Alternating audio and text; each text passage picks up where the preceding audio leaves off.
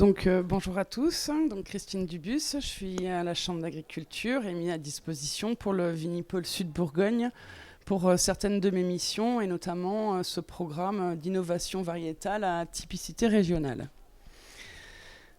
Donc pour vous présenter tout ça, j'ai découpé mon exposé en catégories pour resituer un petit peu le contexte, vous présenter les enjeux qui en découlent, les stratégies qui sont utilisées et les perspectives que tout cela va pouvoir nous permettre d'obtenir. Donc le vignoble bourguignon est composé et s'étend sur 30 000 hectares environ. On a 4 cépages principaux, le pinot noir, le chardonnay, qui est issu d'un croisement entre le pinot noir et le gouais, c'est important pour après, le gamay, qui est de la même descendance, et la ligotée, qui est aussi de la même descendance. On a un cycle végétatif qui est de plus en plus précoce ces dernières années, avec des débourrements qui se font de plus en plus tôt. On l'a vu ces derniers temps, qui induit donc des gelées printanières. On a été très fortement touché l'année dernière, et cette année, on n'est pas passé loin dans le Mâconnais, et on a des dégâts sur la côte chalonnaise. Et on arrive en général avec une période de maturité qui se fait aussi de plus en plus précocement, donc avec, sur des périodes qui sont chaudes. Les variétés résistantes. Alors je vais vous expliquer un petit peu de ça. C'est pas d'hier ni d'aujourd'hui. Les premiers travaux ont débuté à la fin du siècle et c'était dans l'objectif en fait de contrer les problématiques qu'on avait avec le phylloxéra. Donc il y a eu des croisements qui ont été faits, des croisements interspécifiques qui ont donné des hybrides producteurs directs qui avaient de très très bons résultats vis-à-vis de la résistance aux maladies, mais par contre qui avaient de gros défauts sur la qualité des vins. Et donc cette technique a été abandonnée pour le choix à l'époque donc du greffage avec le porte-greffe et le greffon pour contrer le phylloxéra. Ensuite, en 1970, il y a monsieur Alain Bouquet qui a fait des travaux et notamment en croisant avec Muscadinea rontondifolia, excusez-moi. Tout ça en fait pour amener, parce que ça contenait un gène qui était vraiment très important, qui permet d'avoir une résistance totale sur l'oïdium et une résistance par contre partielle sur le mildiou. Pour ce faire, Alain Bouquet, il a fait, on appelle des introgressions.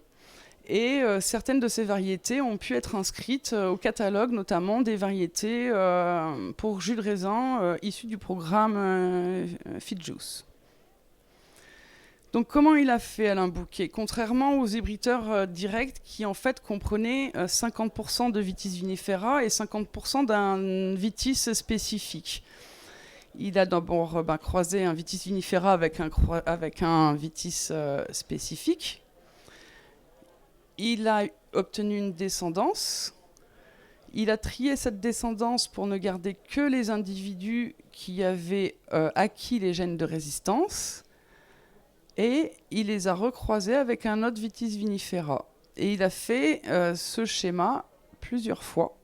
Pour en fait, le but du jeu, c'était vraiment d'augmenter la part de vitis vinifera et grandement améliorer la qualité des vins. Donc après, là, on voit le schéma avec tous les cépages qui sont rentrés dans son schéma de multiplication pour donner donc ici et ici les variétés dites Alain Bouquet qui sont donc avec 2 gènes de résistance, un mildiou, un oïdium.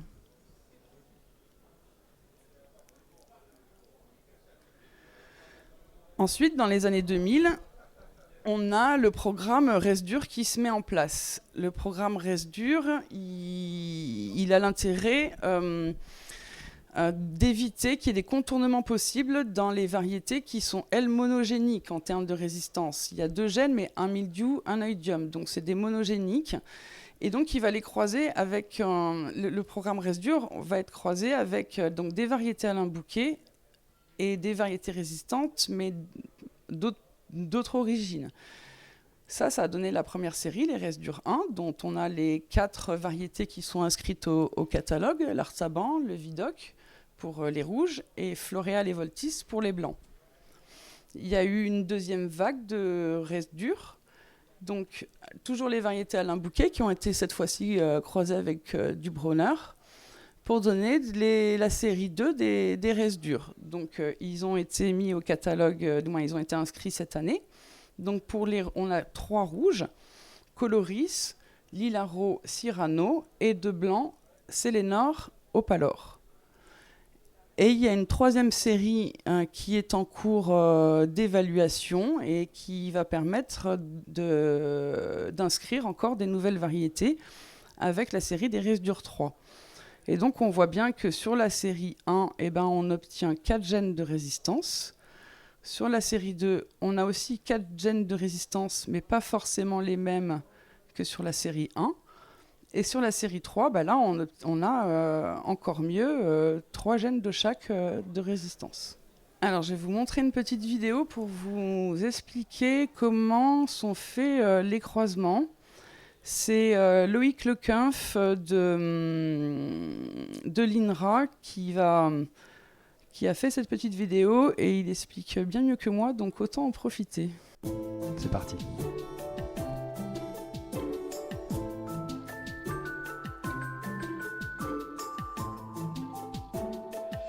C'est une méthode d'amélioration des végétaux qui en général passe par la reproduction sexuée.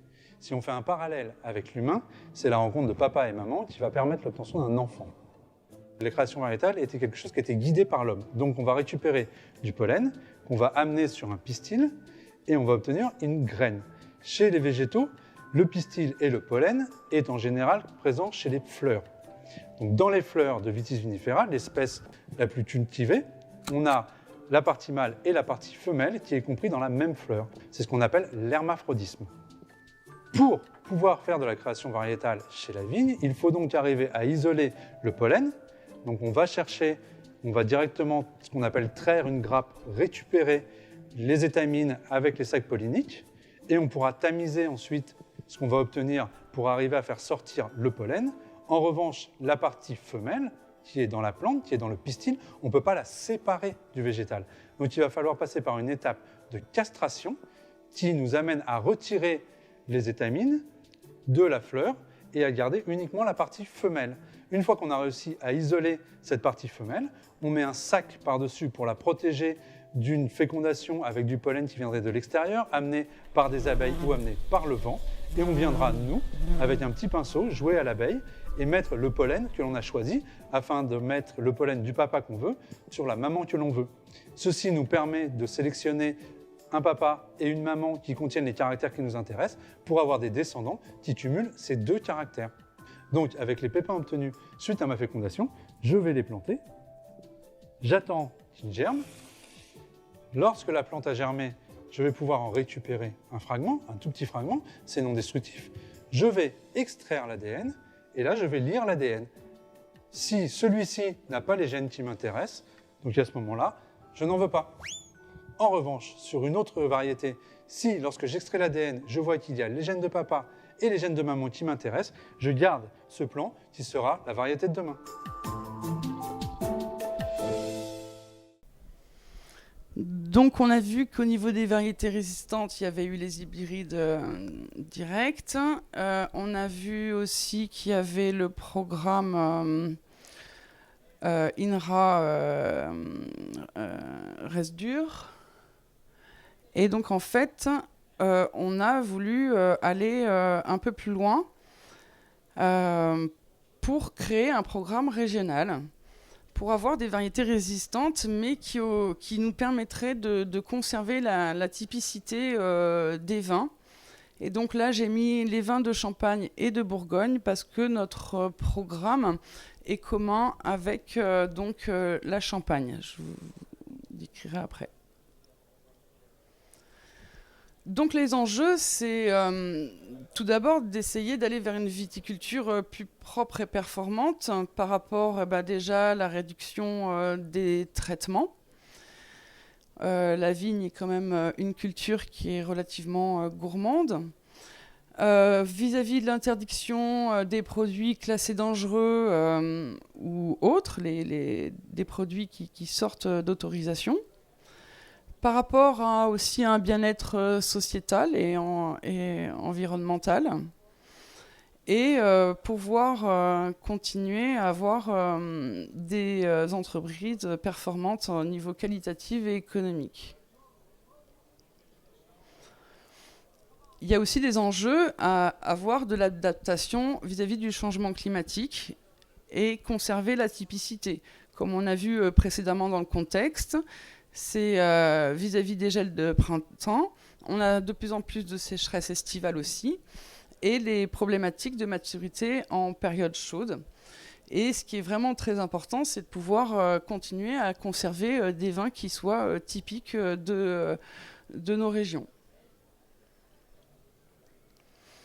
Donc l'innovation, en fait, ici, elle se met vraiment au service, on peut dire, de la tradition, parce que ça va permettre de préserver les terroirs. Si jamais le chardonnay et le pinot ne peuvent plus faire du vin de qualité ou ne peuvent plus même produire ici, on ne va pas déménager les exploitations. Donc pour garder nos terroirs qui produisent, c'est un levier. Pour adopter aussi de nouvelles pratiques et aussi s'adapter aux évolutions sociétales. On a quand même, on remarque des pénuries de main-d'œuvre et il faudrait aussi pallier des augmentations de charges. C'est-à-dire qu'un individu qu'on trouverait intéressant, s'il a un port hyper retombant, eh ben, il part déjà avec un a priori parce que les viticulteurs, ça va leur coûter peut-être plus cher en travaux. Donc après, voilà, il faut définir un peu la variété idéale. Qu'est-ce qui, dans nos attentes, correspondrait le mieux aux objectifs ? C'est tout d'abord avoir des variétés qui soient résistantes au mildiou et à l'oïdium de façon durable. Durable, c'est-à-dire non monogénique, avec plusieurs gènes de résistance et pour le mildiou et pour l'oïdium. D'avoir, si possible, des moins de sensibilité au black rot, des rendements qui sont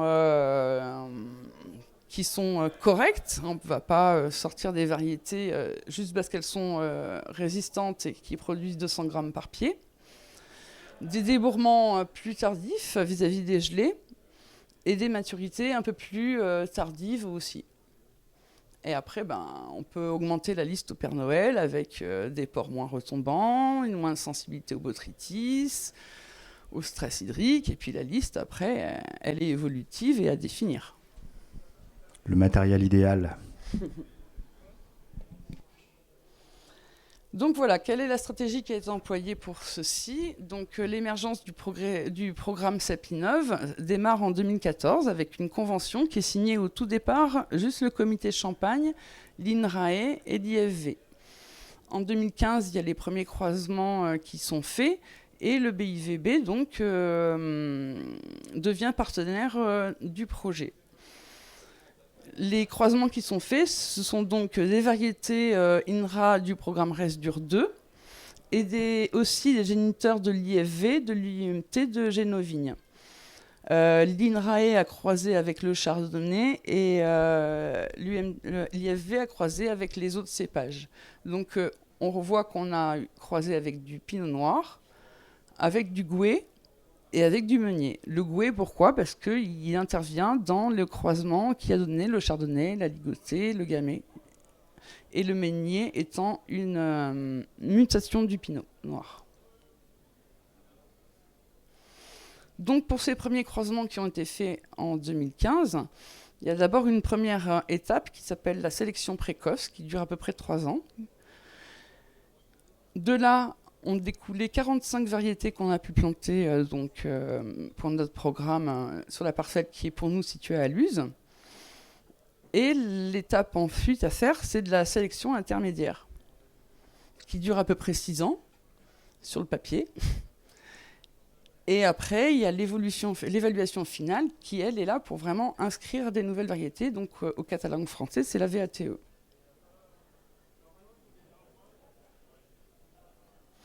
En 2016, 2017 et 2018 ont été refaits de nouveaux croisements, si bien qu'en fait, à partir de 9000 pépins, au tout départ, on a pu implanter sur notre parcelle à la Luz, quand on aura planté les 2022, on arrivera à 353 individus sur la parcelle. Donc vous voyez, 9000 pépins, ça a donné que 353 individus qui pouvaient passer ce stade-là.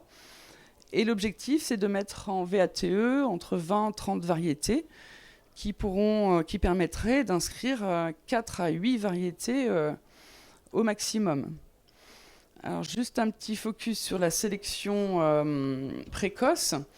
C'est donc, il faut d'abord mettre en germination tous ces pépins. Le taux de germination n'est pas extraordinaire, on a seulement 50%, donc on a quand même 50% déjà de perte à ce moment-là. Et après, on fait le tri précoce avec de la sélection assistée par marqueur, qui permet de garder que les plantules qui ont acquis les gènes de résistance, comme l'a expliqué Loïc dans sa vidéo. Si bien qu'en fait, on n'a qu'une variété sur 16 qui comprend les 4 gènes de résistance souhaités. Peut-être, je me permets, Christine, dans la diapositive précédente, Ouais. peut-être un élément de langage, VATE, ça ne parle peut-être pas à tout le monde. Oui, la VATE, c'est la valeur agronomique, technologique et environnementale. Et c'est en fait une étape obligatoire pour inscrire toute nouvelle variété au catalogue français. Ça, c'est valable pour toutes les espèces, que ce soit vigne, maïs, blé. Voilà, c'est... Merci. Pour être inscrit au catalogue officiel français, et on ne peut planter que des variétés qui sont inscrites au catalogue français. Donc voilà à quoi ressemble notre parcelle. Donc on a planté en 2018 45 individus, 2019 122, 120 en 2020, 33 en 2021, et on s'apprête à en planter 33 cette année.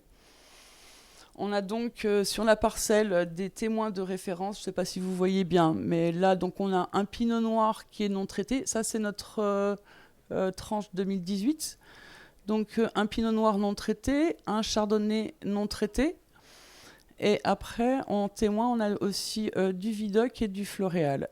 Et après on a quand même ici des rangs qui sont traités pour évaluer du chardonnay et du pinot, parce que quand on ne le traite pas, on n'a pas de raisin. Par contre, tous ces rangs-là, ici, là, à part les 2 rangs de pinot de chardonnay, rien n'est traité. Il n'y a eu aucun traitement phyto sur la parcelle. Donc, qu'est-ce qu'on fait comme observation tout le long de l'année? On va faire des notations sur le port, parce que on estime que des variétés qui auraient vraiment des pores trop retombants seraient quand même préjudiciables pour le viticulteur. On note les différents stades phénologiques, débourrement, floraison, véraison. On fait des notations maladies, mildiou, parce qu'en fait sur le mildiou on a des tolérances et pas des résistances totales. Donc en fait on voit des petites attaques mais qui ne fructifient pas et qui ne sont pas préjudiciables. Oïdium, aucune trace. La résistance totale est vraiment impressionnante. Et après, on a toutes les données agronomiques de poids de récolte et de suivi de maturité. On va jusqu'à de la micro-vinification, je dirais même nano-vinification. En fait, un petit carré, c'est 5 souches. Donc, chaque carré est un individu différent. Et c'est un entrepiqué, donc 5 souches.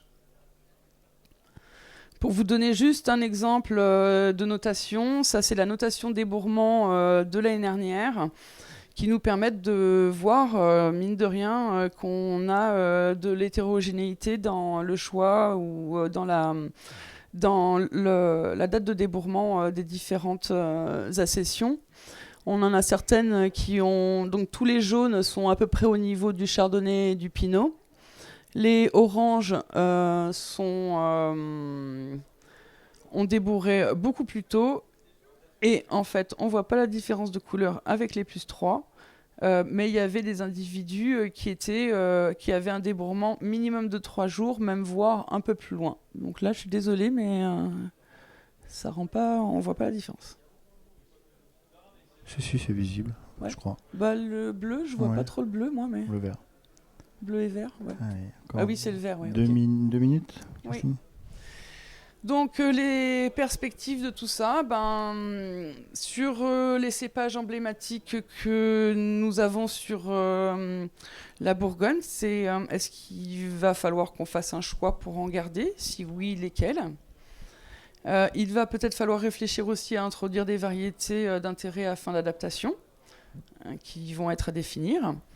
Et puis l'introduction des variétés résistantes, comme les variétés Resdur, ou les variétés qui vont sortir de ce programme Sapinov, mais qu'il faudra intégrer dans les cahiers des charges des appellations. Et ma dernière diapo, juste pour vous montrer qu'on n'est vraiment pas tout seul sur ce genre de programme. Il y a 12 programmes nationaux qui existent, donc dans tous les bassins viticoles. Donc je vous remercie de votre attention et je remercie mes partenaires, donc le comité Champagne, le BIVB, l'INRAE et l'IFV. Merci Christine, le respect du timing est parfait. On va passer à la partie réaction, questions.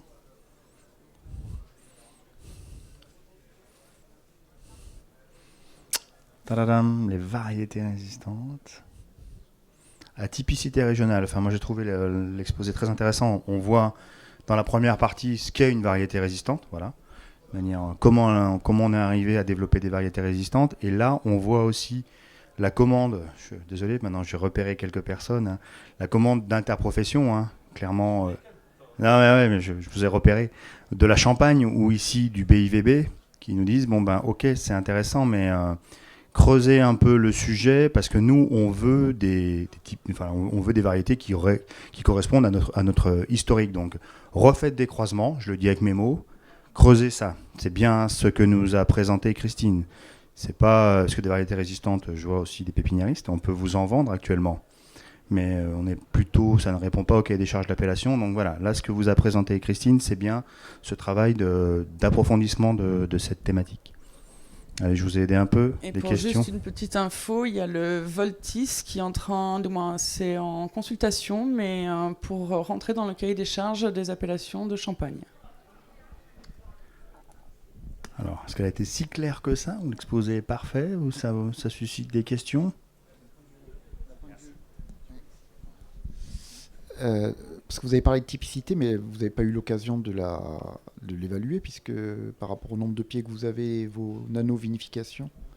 Si, on arrive. Si. Le BIVB arrive avec 5 souches et même avec un minimum de 800 grammes au total sur ces 5 souches, arrive à faire des nano-vinifications et on a fait des dégustations sur les déjà, alors pas les 45, parce que sur le plan, il y a déjà des individus qu'on élimine parce que chimères, donc on ne va pas jusqu'à la vinification, des nains. Désolé, on ne va pas non plus les vinifier. Et puis vraiment des très très très peu productifs où on avait moins de 800 grammes, on ne les a pas vinifiés.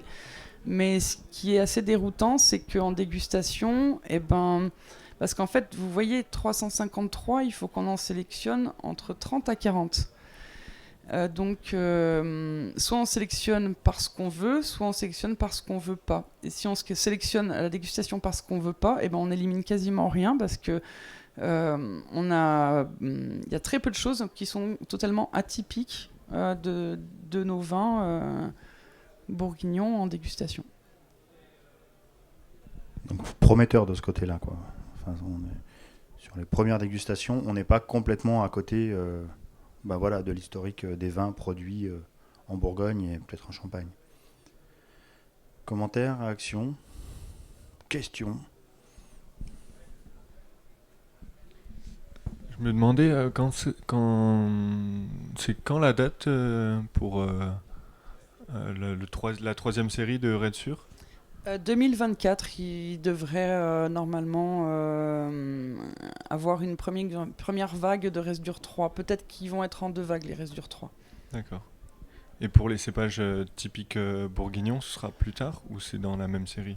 Ah non, ça va être beaucoup plus tard. Ouais, Parce c'est qu'en plus fait, on a un 2030. pas de temps sur les 2018. Ceux qu'on a plantés en 2018, il faut déjà 4 ans de mise à fruit.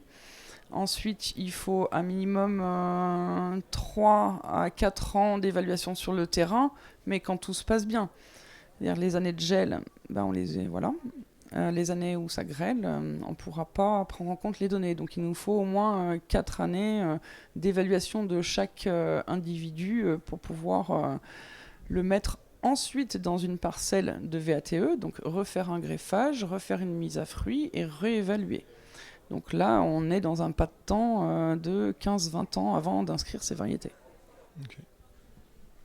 C'est intéressant de parler du pas de temps, hein. Bien évidemment, alors les professionnels, hein, il y a des enseignants et tout, mais les professionnels peuvent se dire bon bah demain je vais acheter ça, c'est ça qui m'intéresse. Non, on est bien dans un pas de temps. Là, on expérimente.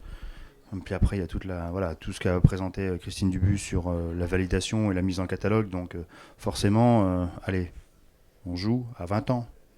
On joue à 20 ans là, donc là. Et pourtant, on va déjà beaucoup plus vite que ce que faisait Monsieur Alain Bouquet, parce que Monsieur Alain Bouquet, pour savoir si ces variétés étaient résistantes, il fallait attendre qu'elles poussent, qu'il les inocule, alors que là, on prend un petit fragment, on lit, on a la réponse tout de suite. Donc, on a déjà énormément gagné de temps sur cette étape-là. Oui, Laurent Hiller, pardon. Bonjour pour les pépinières Mercier. Merci pour cette présentation. Donc effectivement, le programme d'innovation variété atypicité régionale est intéressant parce que les derniers rétrocroisements sont faits avec des variétés locales. Donc il y a vraiment beaucoup de chances d'avoir la typicité. Ceci dit, on voit que d'autres opérateurs, je vois que vous avez oublié certains privés dans les autres sélectionneurs et les opérateurs travaillent aussi sur les variétés résistantes. Et donc on a des fois des bonnes surprises aussi, hein. Vous citiez le Voltis qui vient d'entrer dans la OPE Champagne. Donc aussi, il y a des opérateurs privés qui travaillent sur ce type de résistance et qui peuvent aussi, des fois, par leur travail, se rapprocher de variétés à typicité régionale, même si ce n'est pas le but recherché au départ, quoi. Donc je veux dire, il y a aussi, vous avez parlé effectivement de ces programmes qui sont très intéressants, mais là, le travail que font aussi certains opérateurs privés sélectionneurs, on a oublié aussi les étrangers hein, qui travaillent pas mal sur la question, les Suisses, les Allemands, les Italiens. Donc voilà, il y a, je pense, un ensemble aussi d'opérateurs aujourd'hui qui travaillent sur cette recherche de plants résistants. Et je pense qu'on est au tout début de l'aventure et il y a beaucoup de choses à venir. Et c'est extrêmement intéressant et enrichissant. Donc merci pour votre présentation.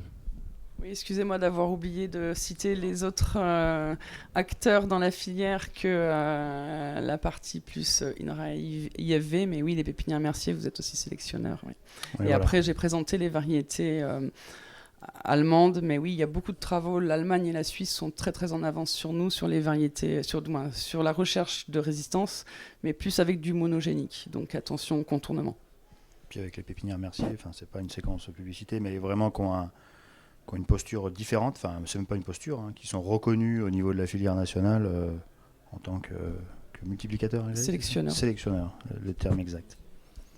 Autre réaction, questionnement. Je vous passe. Bah voilà. Non, en fait, moi je fais une recherche sur les premiers hybrides d'Amérique du Nord jusqu'à aujourd'hui, enfin à partir du 19e siècle, et j'ai constaté que en fait c'était pas les hybrideurs, enfin de la fin du 19e siècle en France jusqu'à nos jours, enfin jusqu'au 20e siècle. On les a, l'État a encouragé à ce qu'ils créent, c'était quasiment des ingénieurs agronomes, c'était des instituteurs aussi. Ils étaient spécialisés dans cette culture. Donc l'État a soutenu en fait leur recherche parce que c'était pour éviter, en gros c'était pour éviter que d'acheter la vigne américaine parce que on savait pas comment arrêter le phylloxéra, donc on a cherché plutôt à créer en France, à faire un compromis entre les résistances, les pieds de vigne qu'on avait déjà achetés d'Amérique et celles qu'on avait en France pour reconstituer un arbre, on va dire, généalogique comme le pinot noir, comme vous avez montré, le pinot noir ou le chardonnay. Et donc, l'État un jour a dit, après que beaucoup de gens aient acheté tous ces cépages croisés, eh bien, a interdit l'entrée de des nouveaux hybrides, de ces hybrides dans les appellations. Ce qui fait qu'on pouvait créer des hybrides, les hybrideurs pouvaient continuer à créer des hybrides, mais on pouvait pas les intégrer dans les appellations d'origine. Et puis en 1934, on est allé encore plus loin, on a interdit 6 cépages hybrides, sous prétexte que c'était de mauvais goût. Alors que finalement, alors pour s'ils avaient mauvais goût, pourquoi on craignait qu'il y ait des conflits avec les paysans? Et même en 1958, il s'est avéré dans le cadastre viticole que beaucoup de gens en plantaient. En fait, ce qui faisait peur, c'est que de l'Alicante terrasse numéro 20 jusqu'au Vidal 9, il y avait 2 fois plus d'hybrides que de simples cépages vinifera. Et alors pour dire que l'Allemagne et la Suisse sont en avance, c'est parce qu'en fait la France, en interdisant les variétés hybrides de vignes indirectement en fait, des appellations, et bien en fait elle a détruit le savoir-faire qui était en France.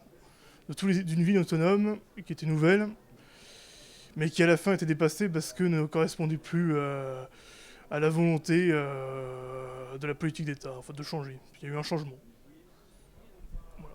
Et donc ce que je crains, c'est est-ce qu'il n'y a pas un risque de revoir un peu cette histoire se reproduire? Avec le Voltis qui passerait au niveau des cahiers des charges de l'appellation Champagne, ça sera ouvert après. Il n'y aura pas de difficulté pour les autres à les faire rentrer après dans les autres cahiers des charges. J'entends moi dans vos propos, puis que voilà, vous faites un historique de personnes qui ont déjà été sur l'hybridation naturelle, et puis après on a cette, je fais comme ça, cette contrainte réglementaire qui vient. Alors il y en a deux réglementaires. Il y a la réglementaire qui vient de l'État sur la sécurité, alors je le dis comme ça, moi je le pose aussi, sur la sécurité sanitaire du matériel végétal. Et puis après il y a quand même cette autre question des cahiers des charges d'appellation, qui fait qu'on peut, même si c'est reconnu dans un catalogue, ce que disait Christine Dubu, n'est pas forcément reconnu dans un critère d'appellation. Alors là, effectivement, mais c'est intéressant de le partager. Je fais comme ça, je sais pas pourquoi. C'est des entonnoirs dont sortent des cépages autorisés, mais effectivement, la présentation de Christine Dubu, c'est une présentation technique, mais effectivement, au bout de l'entonnoir, et on est confronté à ça tous, qui travaillons sur ces sujets, il y a quand même à la fin 2 petites portes à passer, toutes petites, qui est donc une contrainte réglementaire portée par l'État sur les aspects sanitaires, et puis une deuxième porte. Mais là, j'entends, et je ne sais pas s'il y a d'autres réactions, mais là, c'est plus de la discussion. Mais oui, on partage. Il y a la technique d'un côté, que certains ont déjà expérimenté, il y a une histoire, et puis derrière, il y a du réglementaire. Je ne sais pas pourquoi je fais une grimace quand je dis du réglementaire.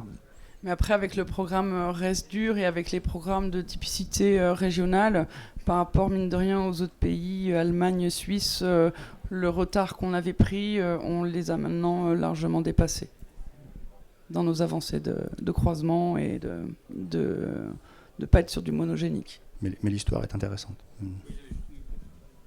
Excusez-moi, je reprends la parole. Juste une question réglementaire par rapport au programme de variété régionale. Normalement, en VATE, je crois qu'il faut 2 sites distants, justement, pour évaluer les critères des cépages sur différentes, on va dire, régions de France. Là, le fait que ce soit justement en typicité régionale, est-ce qu'il y a 2 sites distants quand même en Champagne, en Bourgogne ou en Champagne, ou comment ça se passe? Parce que comment vous faites pour évaluer sur plusieurs sites, en fait? Donc là, on n'en est pas encore à la question de trouver le terrain mais on va. Oui, pour la VATE, oui. On n'a pas encore œuvré pour savoir où on allait l'implanter, la VATE, parce qu'on en est vraiment au tout début de la sélection intermédiaire.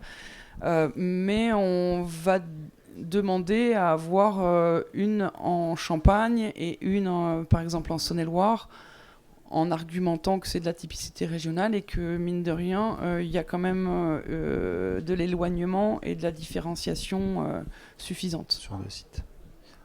Encore 2-3 questions, il nous reste 2-3 minutes. Questions ou réactions, je le dis, c'était intéressant, merci monsieur. C'est pas forcément des questions, c'est du partage.